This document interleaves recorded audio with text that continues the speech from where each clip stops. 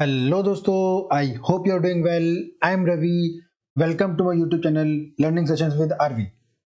आज के सेशन में हम लोग डिस्कस करेंगे एमएमपीसी 004 का topic, preparation of final accounts of a company. Final accounts किसी भी कंपनी के लिए बहुत इंपॉर्टेंट होते हैं। कंपनी जैसे अपनी वेबसाइट पे भी लॉन्च करती है। अगर आपको बैंक से लोन लेने तो वहाँ पे फाइनल अकाउंट्स ही आपको शो करने होते हैं। और अगर किसी भी इन्वेस्टर को आपकी कंपनी के अंदर पैसा इन्वेस्ट करना है तो आपकी फाइनेंशियल हेल्थ को, फाइनल अकाउंट्स को देख के ही वो डिसाइड करते हैं कि आपकी कंपनी में इन्वेस्ट करने हैं या नहीं करना है। ठीक है, तो फाइनल अकाउंट्स में क्या क्या चीजें आती हैं, कौन कौन से टॉपिक आते हैं और हमें उनको कैसे प्रिपेयर करना होता है, वो आज की इस वीडियो में हम लोग जानेंगे।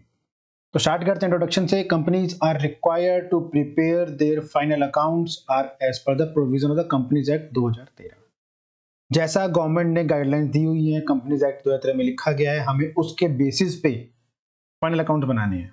ऐसा नहीं कि आप घर से अपना का फॉर्मेट ले आओ और दिखा दो कि हमारा प्रॉफिट इतना है और हमारा कैपिटल इतनी है और हमारे एसेट्स इतने हैं, ऐसा नहीं चलेगा। जो गवर्नमेंट का प्रिस्क्राइब्ड गाइडलाइंस है, प्रोसीजर है, फॉर्मेट्स है, प्रॉपर उसमें आपको अपने फाइनल अकाउंट शो करने हैं। ठीक है, यही वजह है जो कि सभी लोग बड़ी बड़ी कंपनी से सीए हायर ही कर लेती हैं और जो छोटी कंपनी होती हैं वो सीएस से अपने अकाउंट बनवाते हैं। ठीक, they should prepare and keep the books of accounts of every financial year at the registered office, which gives a true and fair view of the statement of the company. Company should keep their books of accounts on accrual basis according to the double entry system of the accounting. ठीक है, जिन बच्चों ने पहले अपना accounting principles पढ़े हैं उनको पता होगा एक्रूअल बेसिस और कैश बेसिस में डिफरेंस क्या होता है। एक्रूअल बेसिस में बेसिकली क्या होता है कि आप जो आउटस्टैंडिंग चीजें हैं, जो आप उधार में लेन देन कर रहे हो, वो भी आप अपने बुक्स में शो करोगे। तो कंपनीज जो भी बुक्स ऑफ अकाउंट्स बनाते हैं वो, चाहे वो कैश में लेन देन हो चाहे उधार में हो, दोनों को दिखाना होता है। ठीक है, चाहे एडवांस हो वो भी दिखाना होगा। ठीक, और डबल एंट्री सिस्टम को आपको अप्लाई करना है जो गवर्नमेंट की गाइडलाइंस उसके हिसाब से। ठीक है, जो कंपनीज एक्ट 2013 में दिया गया है। ठीक, तो अब इसमें फाइनेंशियल स्टेटमेंट में क्या क्या चीजें आती हैं। Profit and loss statement, last video में प्रॉफिट एंड लॉस अकाउंट किया था। Trading account, profit and loss account और बैलेंस शीट, तो ये प्रॉफिट एंड लॉस अकाउंट है। ठीक है, यहाँ पे हम लोग बैलेंस शीट पढ़ने वाले, कंपनीज की बैलेंस शीट कैसे होती है, कैश फ्लो स्टेटमेंट, और ये दोनों टॉपिक्स होते हैं लेकिन पेपर में बनाने के लिए नहीं आता तो उसके बारे में वीडियो ज़्यादा बनाई नहीं है। Statement of changes in equity और नोट्स टू अकाउंट, तो आपके पेपर के पॉइंट ऑफ व्यू से इंपॉर्टेंट नहीं है ज़्यादा, तो ऊपर के 3 एग्जाम में आ सकते हैं, तो मैंने उन तीनों के बारे में एक्सप्लेन वीडियो बनाई है आपकी। Cash flow statement is not a part of the financial statement in the case of 1% company. जो 1% कंपनीज होती है वहां पे कैश फ्लो स्टेटमेंट जरूरी नहीं होती, लेकिन वहां पे भी प्रॉफिट एंड लॉस स्टेटमेंट और बैलेंस शीट बनानी होती है। ठीक है, तो स्टार्ट करते हैं प्रॉफिट एंड लॉस स्टेटमेंट से। प्रॉफिट एंड लॉस स्टेटमेंट और profit account, profit and loss account में कंफ्यूज मत होना। वो हमने जो लास्ट वीडियो में पढ़ा था वो trading account profit loss account था, ये प्रॉफिट एंड लॉस स्टेटमेंट है। ठीक है, तो स्टार्ट करते हैं हम लोग रेवेन्यू फ्रॉम ऑपरेशन से। रेवेन्यू फ्रॉम ऑपरेशन बेसिकली हमारी क्या होती है, सेल्स। ठीक है, बेसिकली इसमें मेनली सेल्स ही आता है, सबसे बड़ा जो पोर्शन होता है सेल्स का होता है। रेवेन्यू ऑपरेशन डायरेक्ट ही आपको क्वेश्चन में डायरेक्ट ही दिया होगा रेवेन्यू फ्रॉम ऑपरेशन कंपनी का कितना है, तो यहाँ पे दोनों ईयर का लेते हैं, current year previous year. Depend करता है कि आपको क्वेश्चन में डाटा कौन सा दिया गया है।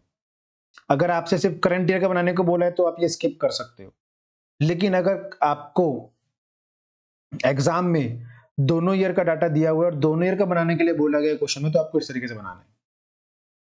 ठीक है, और ये इस तरीके से बनाने का रीजन क्या होता है कि कंपैरिजन कर सकते हैं कि लास्ट ईयर आपकी सेल 10 करोड़ थी और अभी 15 करोड़ है या 12 करोड़ है, लास्ट ईयर सेल आपकी 10 करोड़ थी, इस साल 9 करोड़ हो गई, तो इजीली कंपेयर हो जाता है आपका लास्ट ईयर से डाटा करंट ईयर में। तो क्वेश्चन में अच्छे से पढ़ लेना कि आपको बनाने के लिए क्या बोला गया है। ठीक है, करंट ईयर को तो बोला ही होगा, प्रीवियस ईयर है या नहीं उसका डाटा गिवन है नहीं उसके बेसिस पे दिया होगा, तो क्वेश्चन पढ़ के ही आप आंसर को बनाइएगा।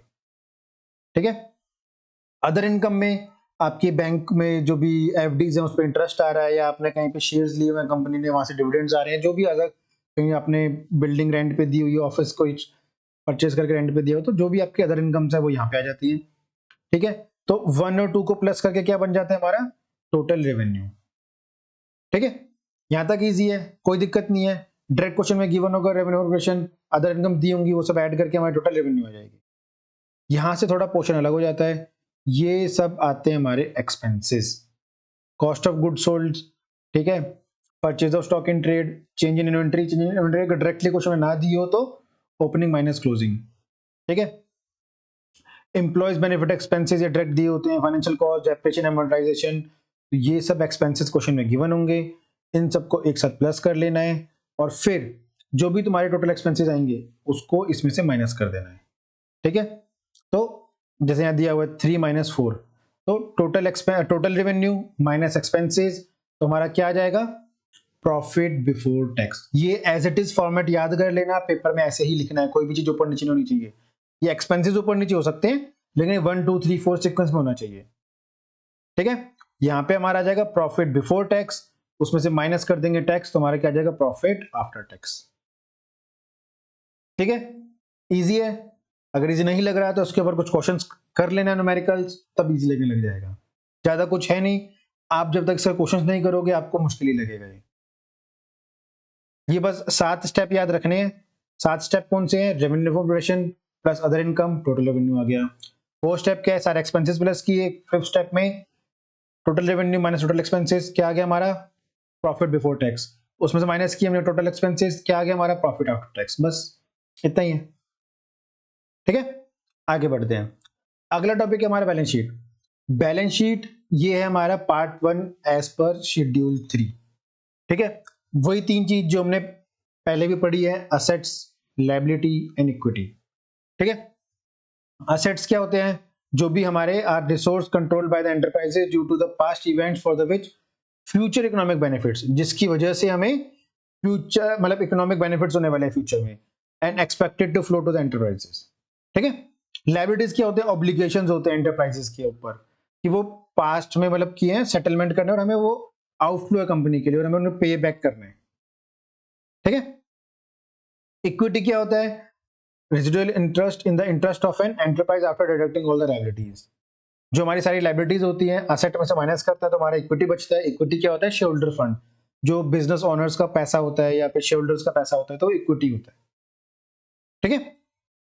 ये है हमारा बैलेंस शीट का फॉर्मेट, जो कि आपको कंपनीज की बैलेंस शीट, कैसे कंपनी बैलेंस शीट भी बोलते हैं, ठीक है। कंपनी बैलेंस शीट का फॉर्मेट क्या होता है, ये लायबिलिटी साइड है हमारी और ये असेट साइड है हमारी, ठीक है। तो पहले हम लायबिलिटी साइड लेते हैं। लायबिलिटी साइड में 3 टॉपिक आते हैं। पहला शेयर होल्डर फंड, जहां पे हमारे शेयर कैपिटल और रिजर्व सरप्लस आता है, इनको प्लस कर लेते हैं। दूसरे में आता है नॉन करंट लायबिलिटी, जहां पे लॉन्ग टर्म लायबिलिटीज आती हैं, ठीक है। लॉन्ग टर्म बोरोइंग्स की, बैंक से कोई 10 साल की लोन लिया हुआ, 5 साल का लोन लिया हुआ, deferred tax liability, long term provisions, तो ये सब जो भी लॉन्ग टर्म लायबिलिटी है, जो 1 साल से ज्यादा टाइम तक उनकी हम उसको पे करने के लिए लायबल है, तो वो सब हमारे नॉन करंट लायबिलिटी में आएंगी। थर्ड आता है करंट लायबिलिटी, जो हमें 1 साल के अंदर पे बैक करने हैं, short term borrowings, trade payables, other current liabilities, short term provisions, ठीक है। तो ये इन तीनों चीजों को जब हम प्लस कर लेंगे तो टोटल मिला के हमारा क्या आ जाएगा, टोटल लायबिलिटीज आ जाएगी हमारी, ठीक है, कंपनी की। अगला है असेट्स। असेट्स में 2 टॉपिक है सिर्फ, 2 भी क्या, पहला नॉन करंट असेट्स, जो कि 1 साल से ज्यादा लॉन्ग टाइम के लिए है, लॉन्ग टाइम तक उनसे रिटर्न मिलेगा हमें, ठीक। और शॉर्ट टर्म मतलब करंट असेट्स। करंट असेट्स में क्या कहता है, करंट इन्वेस्टमेंट, इन्वेंट्री, जो 1 साल के अंदर लिक्विडेट हो जाएंगे, trade receivables, cash and cash equivalent और short term loan and advances, तो ये सब हमारे क्या हो जाते हैं, करंट असेट्स, ठीक है। नॉन करंट एसेट्स में क्या आता है, फिक्स्ड एसेट्स। फिक्स्ड एसेट्स कैसे, फिक्स्ड एसेट्स 2 तरह के होते हैं, टेंजिबल एसेट्स और इनटेंजिबल एसेट्स। टेंजिबल एसेट्स जो हम अपने नेकेड आई से देख सकते हैं, जैसे कि प्लांट एंड मशीनरी, ठीक है, जैसे कि लैंड एंड बिल्डिंग, फर्नीचर, तो ये सब क्या है, टेंजिबल एसेट्स हैं, जो लॉन्ग टर्म तक कंपनी को प्रॉफिट देंगे। प्रॉफिट देंगे मतलब एक तरह से बिजनेस उसे यूज करेगा टू जनरेट रेवेन्यू, ठीक है। इंटेंजिबल एसेट्स क्या होते हैं, लास्ट वीडियो में मैंने बताया था, जिनको हम देख नहीं सकते लेकिन कंपनी के लिए एसेट्स है, जैसे कॉपीराइट, ठीक है, ट्रेडमार्क, पेटेंट्स, गुडविल, तो ये सब क्या है, कंपनी के लिए एसेट्स हैं। एग्जांपल देता हूं, जैसे मान लो डोमिनोज है, डोमिनोज क्या करता है, अब फ्रेंचाइजी बेचने के पैसे लेता है। अब वो सिर्फ नाम के तो पैसे ले रहा है, ब्रांडिंग के तो पैसे ले रहा है, तो इंटेंजिबल एसेट है जिसको यूज करके लॉन्ग टर्म तक यूज करके पैसे कमा रहा है। ठीक है, कॉपीराइट्स हो गए, ट्रेडमार्क्स हो गए, तो ये इन्हीं चीजों के लिए काम आता है। तो ये इंटेंजिबल एसेट्स में आता है जो लॉन्ग टर्म के लिए कंपनी को पैसा रेवेन्यू अर्न करके देते हैं। ठीक है, non current investment, current investment जो एक साल के अंदर रियलाइज हो जाएगी, नॉन करंट इन्वेस्टमेंट जो लॉन्ग टर्म तक चलेगी, और long term loans and advances ये जो हमने किसी को दिए हुए हैं, ठीक है, हमें वापस लेने हैं लोगों से। ठीक है, हम जो लेते हैं वो लॉन्ग टर्म बोरिंग्स में आते हैं, और हमने किसी को लोन दिया हुआ है तो वो असेट में आएगा, और उसका ड्यूरेशन अगर एक साल से ऊपर है, लॉन्ग टर्म का है, तो नॉन करंट एसेट का, छोटा है तो शॉर्ट टर्म में आ जाएगा। ये हमारी कंपनी की balance sheet as per schedule थे। ठीक है, इजी है, फॉर्मेट याद कर लेना स्टेप बाय स्टेप। इनके जो सब हेड्स हैं इनको आप ऊपर नीचे कर सकते हो, बाकी ये 1 2 3, ये 1 2 इनको एज इट इज रखना है, लायबिलिटीज ऊपर आएंगी, एसेट्स नीचे आएंगे, और इनका टोटल आपका मैच होना चाहिए, तभी बैलेंस शीट आपकी टैली हो। ठीक है, आगे बढ़ते हैं, अगला है कैश फ्लो स्टेटमेंट। अगला जो वीडियो आने वाला है प्रॉपर कैश फ्लो स्टेटमेंट के ऊपर डेडिकेटेड होगा, तो यहाँ मैं सिर्फ आपको हाईलाइट्स देने वाला हूँ, कैश फ्लो स्टेटमेंट क्या होता है, वहां पे आपको ऑब्जेक्टिव्स, इंपॉर्टेंस, सब चीजें डिटेल में बताने वाला हूँ अगली वीडियो में। फिर भी एक ओवरव्यू ले लेते हैं कि कैश फ्लो स्टेटमेंट क्या होता है। कैश फ्लो स्टेटमेंट क्या होता है, ये हम बनाते हैं accordance prepared in the accordance with the provision of AS3। ठीक है, ये क्या करता है, हमें इंफॉर्मेशन प्रोवाइड करता है कैश फ्लो पोजीशन की, एक एंटरप्राइज की। नाम से पता लग रहा है कैश फ्लो, तो कैश के बारे में बात करेंगे। ठीक है, statement also identify the cash from operating, investing and financing activities. तो यहाँ पे क्या पता लगा कि 3 तरह की एक्टिविटी होती है। कौन कौन सी एक्टिविटी, ऑपरेटिंग एक्टिविटी होती है, इन्वेस्टिंग एक्टिविटी होती है, और फाइनेंसिंग एक्टिविटी होती है। The purpose of statement is to explain the cash movement. क्या पर्पस है इसका, कैश मूवमेंट शो करना बिटवीन 2 पॉइंट्स ऑफ टाइम। वही ओपनिंग और क्लोजिंग हो गया, 2 पॉइंट ऑफ टाइम, मतलब ईयर एंड से और ईयर क्लोज करने के टाइम पे जो कैश मूवमेंट हुआ है पूरा, वो हमें कैश फ्लो स्टेटमेंट बताता है। ठीक है, सोर्सेज क्या होते हैं, सोर्सेज तो बहुत सारे हो सकते हैं, जहाँ पे भी issue of share, debentures, raising of long term loans, sale of asset, sale of fixed asset, sale of investment. ठीक है, तो ये सब क्या है, इनफ्लो के, मतलब जो हमारे कैश फ्लो हैं उसके सोर्सेज हैं, चाहे इनफ्लो हो चाहे आउटफ्लो। ठीक है, एप्लीकेशन ऑफ कैश, मतलब वो ऊपर इनफ्लो दिए हुए थे, एप्लीकेशन मतलब कहाँ कहाँ यूज होंगे, रिडम्पशन ऑफ शेयर, कि आपने शेयर जो रिडीम कर दिए तो पैसे देने हैं आपको शेयर होल्डर्स को, डिबेंचर्स को पैसे देने हैं रिडीम करने पे, repayment of long term loan, आपने लॉन्ग टर्म लोन पे कर दिया, कोई फिक्स परचेज करिए, इन्वेस्टमेंट परचेज करिए, टैक्स पे किया, डिविडेंड पे किया है, या कोई आपका नेट ऑपरेटिंग लॉस हुआ है, इन सब चीजों में क्या होता है, पैसा जाता है, तो आउटफ्लो हो जाएगा कंपनी के लिए। ठीक है, इजी है।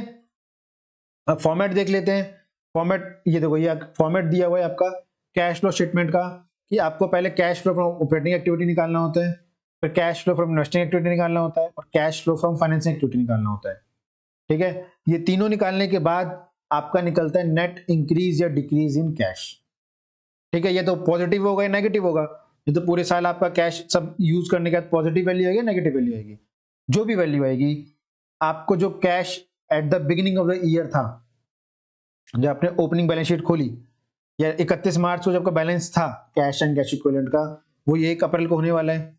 तो 1 अप्रैल को जो, मतलब अगले साल के लिए, करंट ईयर के लिए, अब वो बिगिनिंग हो गया है ना, नए ईयर के लिए, तो उसमें हम उसको प्लस या माइनस जो भी होगा वो, ठीक, वो ऐड करके जो हमारा ये बैलेंस निकलता है, वो हमारा closing cash and cash equivalent के बराबर होना चाहिए, तभी आपका आंसर ठीक होगा। ठीक है, एक बार ये स्लाइड पढ़ लेते हैं। ऑपरेटिंग एक्टिविटी में कौन कौन सी एक्टिविटी आती है, these are the principal revenue generated activities of the enterprise. Positive cash flow from the operating activity helps the enterprise to maintain the operating capability, pay dividend, repay loans, make new investments. It also provides the valuable information about financing through working capital. ठीक है, जिनको नहीं समझ आया बता देता हूँ, बहुत सिंपल है। पॉजिटिव कैश फ्लो या ऑपरेटिंग एक्टिविटी से जो भी हम, अगर ऑपरेटिंग एक्टिविटी में बेसिकली ये बताता है कि हम कितने कैपेबल हैं अपने ड्यूज पे करने के लिए ऑपरेशंस के। अगर ये पॉजिटिव आता है तो ये गुड साइन होता है कि हम अपने डिविडेंड को टाइमली पे कर सकते हैं, अपने लोन्स को रीपे कर सकते हैं, नई इन्वेस्टमेंट कर सकते हैं, अगर cash flow from operating activity positive आता है तो।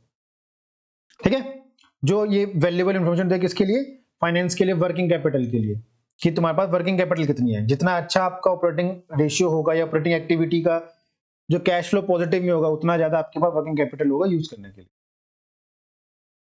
ठीक है, ऑपरेटिंग एक्टिविटी इजी है, इन्वेस्टिंग एक्टिविटी सिंपल है, it deals with the acquisition and disposable of long term assets और अदर इन्वेस्टमेंट। तो ये कहां पे ध्यान देता है, सिर्फ और सिर्फ लॉन्ग टर्म असेट्स और अदर इन्वेस्टमेंट के ऊपर देता है।